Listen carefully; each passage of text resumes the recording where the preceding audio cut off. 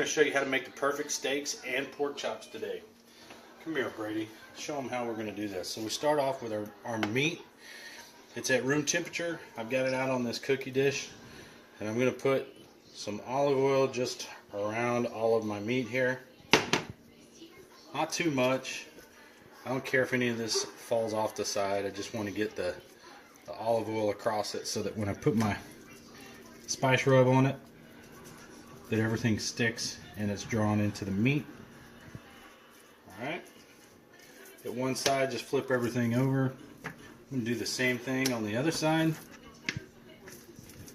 These are ribeyes, by the way, bone-in ribeyes and 3/4 inch cut pork chops.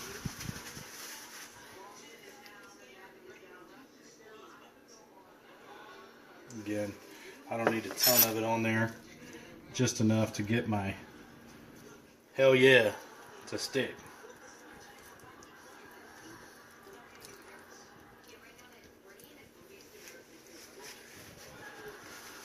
All right.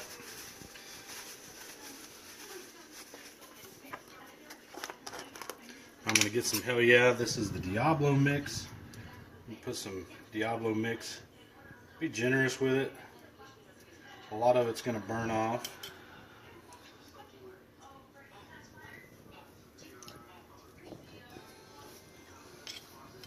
Okay. I'll also get some original mix.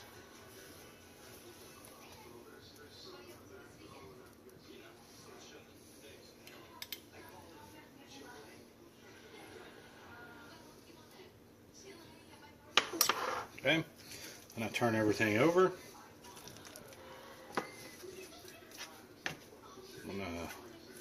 Oh, I missed one here.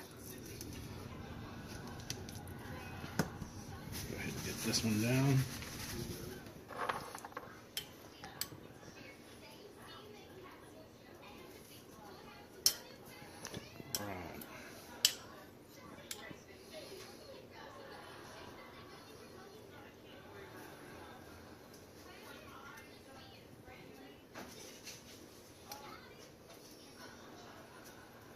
It's alright to put some on there too. Don't let it scare you.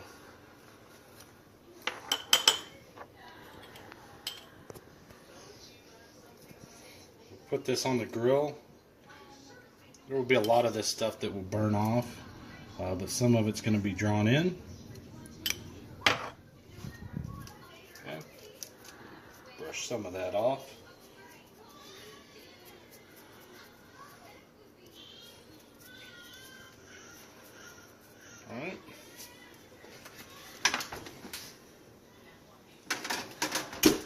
Alright.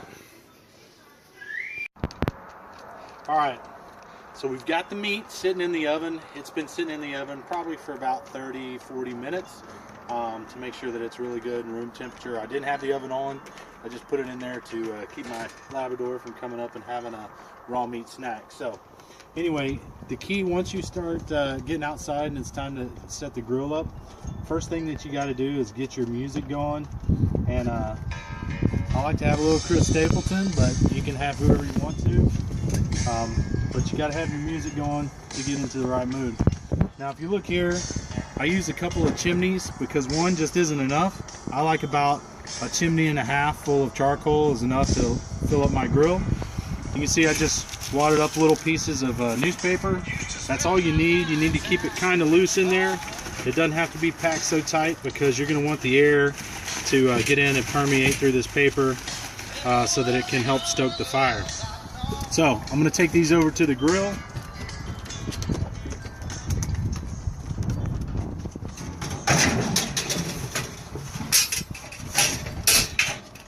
Alright, now I'm going to fill it up. I use lump charcoal, okay. I've got Cowboy brand here, but I've tried all different kinds of brands. Some is larger chunks and some is smaller. I like Cowboy, but then again, there are all kinds of really good brands out there. So I'll fill one up completely full. All right. And then I'll fill the other one up halfway. Unfortunately, I've got enough to fill this one up halfway. Also, as a personal touch, what I do with our fire pit out here is I make some of our own pear tree charcoal.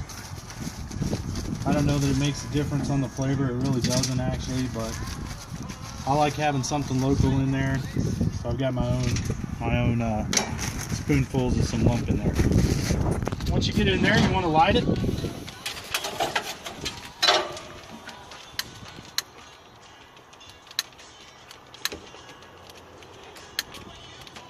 Barring technical difficulty, we'll have a fire here in a minute.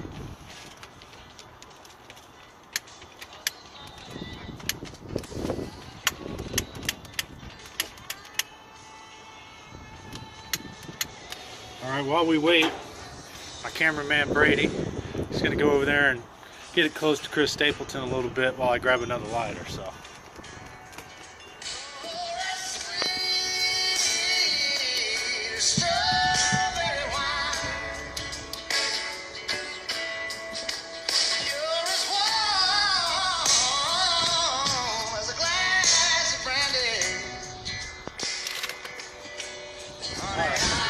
Come on, Brady. Alright, so make sure you got plenty of lighters with your barbecue material, your grill and stuff. You're going to light both of these and light them in different points.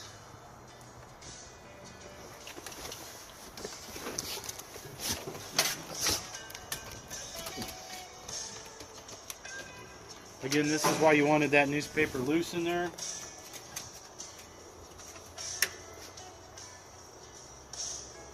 So that it all catches fire pretty easily.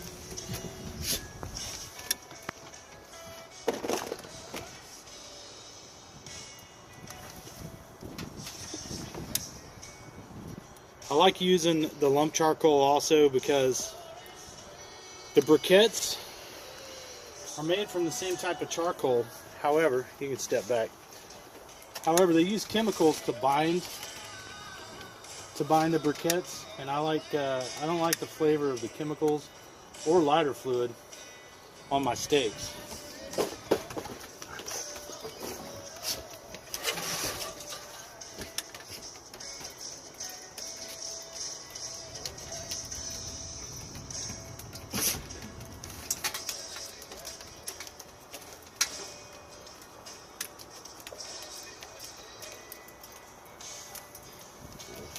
Alright, and what's really great about these chimneys is that's all you need.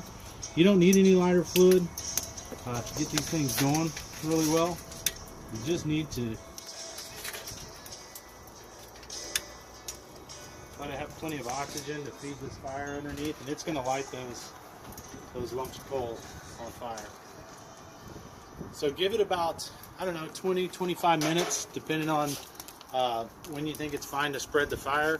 I like making sure that I can see flame coming up on both of them and that it's very well lit. It's usually about, I don't know, 2 or 3 beers worth of time, so however you measure it, we'll see you back here in just a few. Okay. Alright, Brady, come here and show down into these. So these are lit. You can see that the coals are really orange and they're bright. And we've got the gray. They're starting to burn on the outside. If you lower the camera, you can see that we got flames coming up. That's good. It's really hot. And you can see we got the same thing in here. We've got some really hot coals that are fire hot. We've also got gray around the edges. So I'm going to pour this out to the bottom of my grill.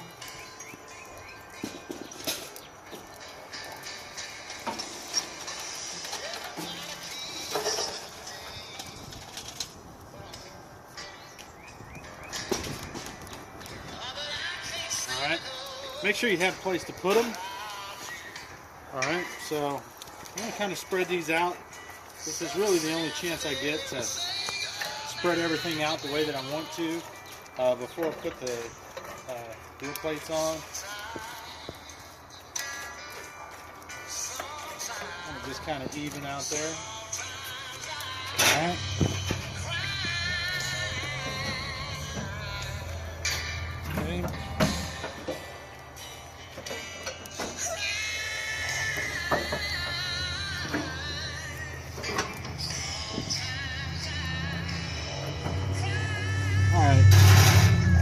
right here, I've got a grill. See, it's got all kinds of settings. I can put it really close to the grates. I usually set it right here on this setting. This would be the lowest that it would go. So I set it up about 1 inch from the lowest. That's perfect for how we're going to cook the meat when we get onto the timer of the meat. For right now, right as I've got this stuff I've got it spread out and I got my plates on, I'm going to go ahead and spray some olive oil across the top. Alright, just doing that because I don't want the meat that I'm about to cook to stick. And saw earlier when we coated the meat with the HellYeah, a lot of that stuff will stick to the grates on the fire and it'll burn off. So by spraying it with the olive oil, it's going to help those steaks flip a little bit easier and those pork chops. And you really don't want that meat to stick and rip open. So I also have my grill brush. I'm going to give it one pass here.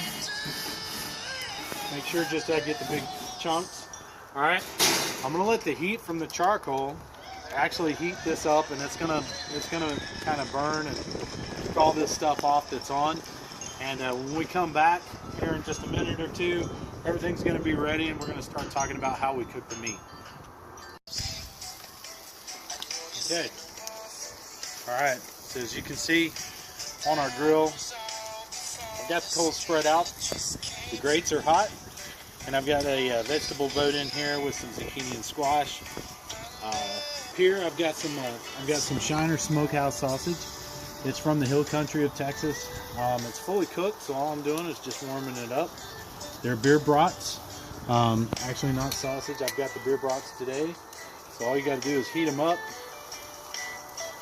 Alright, and I've got them on the grill. Should have my glove on for this because it is really, really hot. Those coals got really, really hot on me. Alright, these look familiar. These are our ribeyes right here, our pork chops that have the HellYeah on top of them. So what I'm going to do is I'm going to put these on the grill. Timing is everything. I've got everything perfect on the grill the way that I like it. It's going to take about 4 minutes aside on each of these. So the best way to keep track of your time,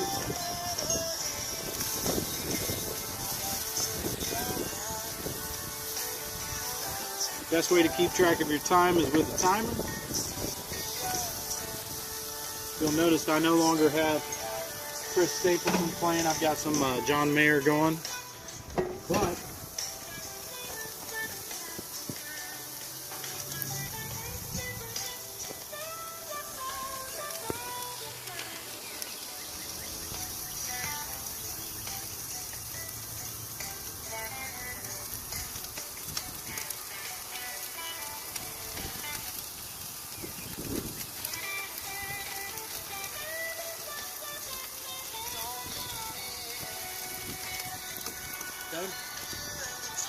alright, so I'm starting the timer for 4 minutes. That took me about an extra, 30 seconds or so to get that going. So I'm going to keep my eye on it. In about four minutes, I'm going to turn them, cook them another 4 minutes, so it's 4 minutes aside.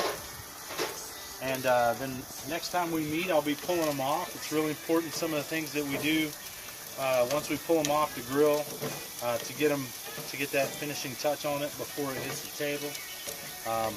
So we'll see you back here in about, 8 minutes or so.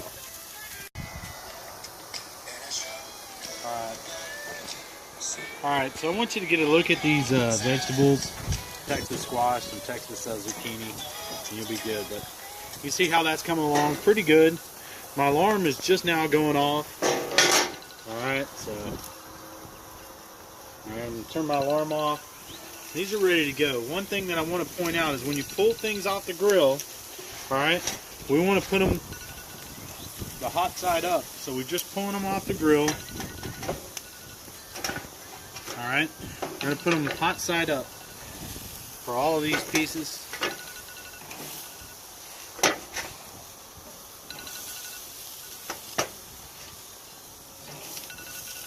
Alright.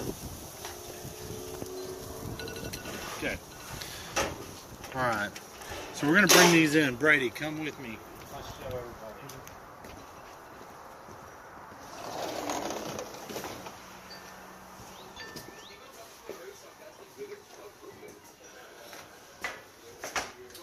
Alright, by the way, props out to Shiner Smokehouse.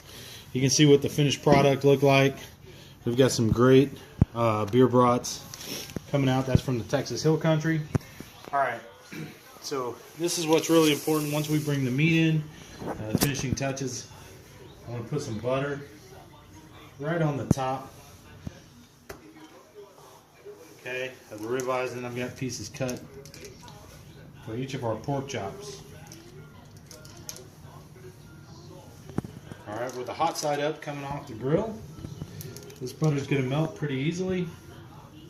It's already starting to melt, and we're going to let those steaks sit while we go out, and we're going to finish up with some tortillas. We're going to finish up with that zucchini and squash, and we're going to put some butter on them.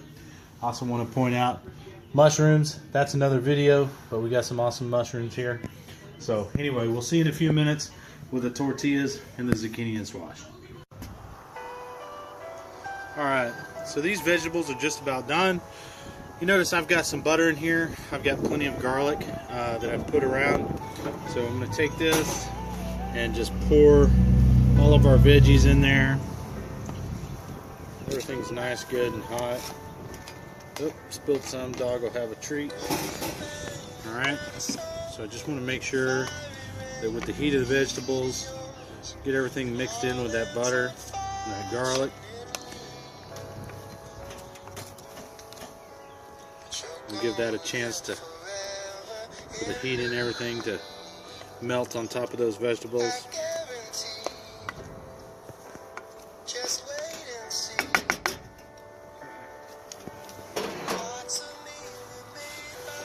Alright, tortillas.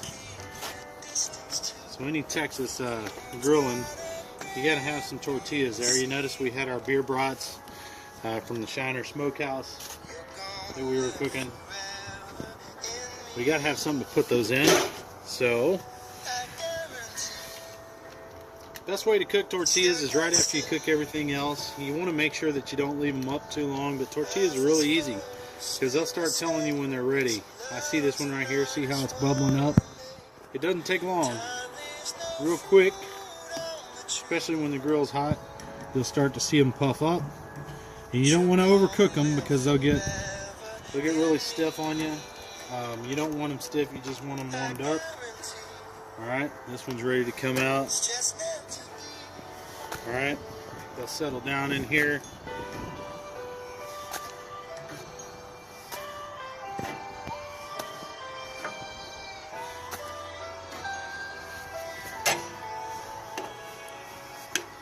Alright, got a couple more to go.